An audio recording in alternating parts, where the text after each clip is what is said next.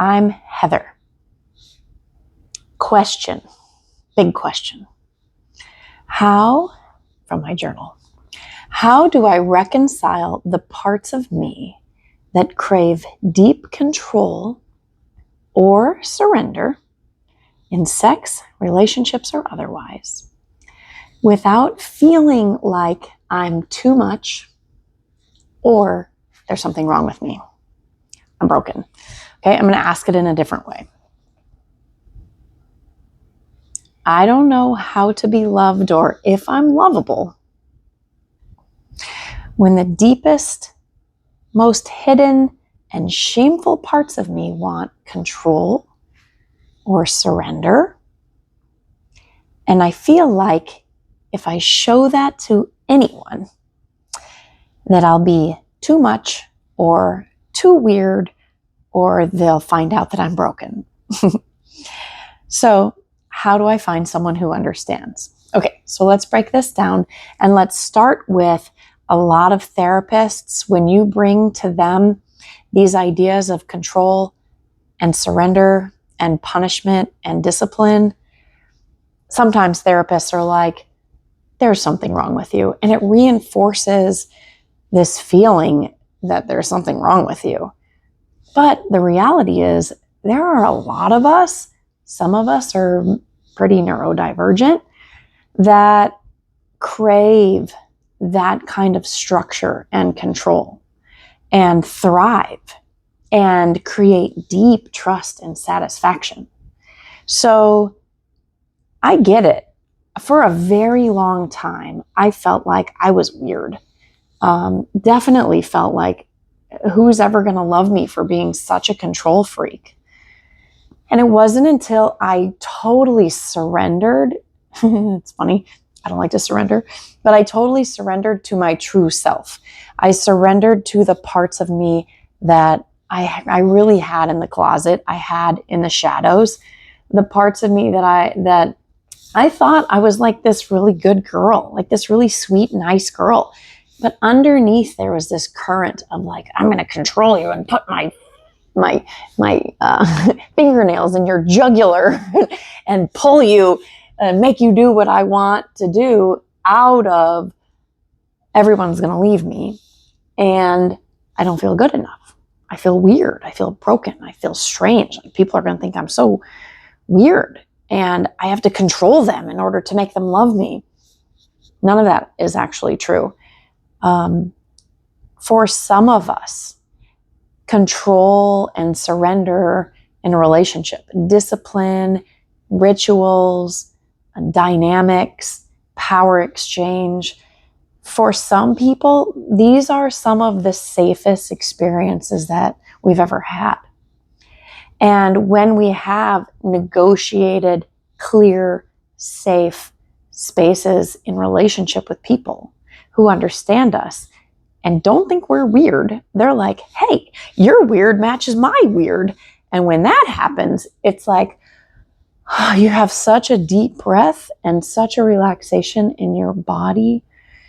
For me to be a demanding type, I am a pressuring type.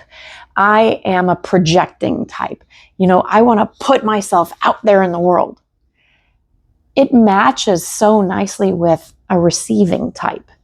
It matches so nicely with someone who's like, it's okay. Whatever you want to do. Amazing. Amazing. And to pair that even more with someone, so I'm like, I want things done like this, beep, boop, bop, da, da, da. And to find someone who's like, I don't really care how it's done, but I really like structure. Will you tell me how bop, bop, bop works? And then I'll follow it because that really works for me. It's like a dream come true. So for those of you who are out there wondering if you're freaking weird, I got bad news and good news. You are, but there's a weird for everybody's weird. Like we match each other. There's a lot of people who are looking for someone just like you. You're not broken. I promise you're not broken, even if modern psychiatric medicine tells you that there's something wrong with you. You probably just have a lot of trauma that you need to work through. I know I did.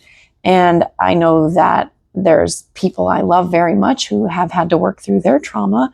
And the more and more that we work through our trauma, the more and more we're able to communicate effectively with each other, know what we want, know what we need, know how to get it, know how to ask for it, have boundaries, say things clearly, and have consent in the relationship for doing what both partners want to do.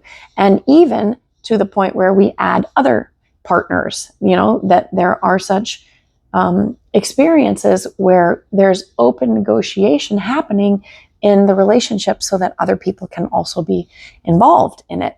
And you're not weird if you like that either. You're not weird if you're, thank God society now says, LGBTQ is not weird anymore. I mean, there's definitely some people who still, whatever, we're not quite there yet. But with topics like control, surrender, power exchange, and topics like polyamory or open relationships or consensual non-monogamy or ethical non-monogamy, depending on what you like to call it. Society hasn't quite caught up with us yet, and that's okay, because there are people who understand you, and there are communities that you can get involved with, and there are partners looking for you. So, when you say, how do I find someone who understands? Like, you get to express yourself truly and authentically and deal with all your stuff that's in the closet, deal with your trauma, and, bring it forward so that, where I used to be like, I'm such a nice girl, but secretly I'm going to make you do everything I want. I had no idea I was being so controlling. So bringing that out of the closet and letting other people see it is step one. And or step two, I guess, finding communities where these people thrive and exist and welcome each other. So if this resonates for you, please reach out to me. I want to support you. And, this is a journey that we don't want to take alone. And the more we hide it and the more shame we feel, the more we spiral down into aloneness and, feeling pretty bad about ourselves. So, let's stop it as soon as possible. Get the help you need. Get out there and get into the communities that are aligned with you. And if you need personal one-on-one help, definitely reach out.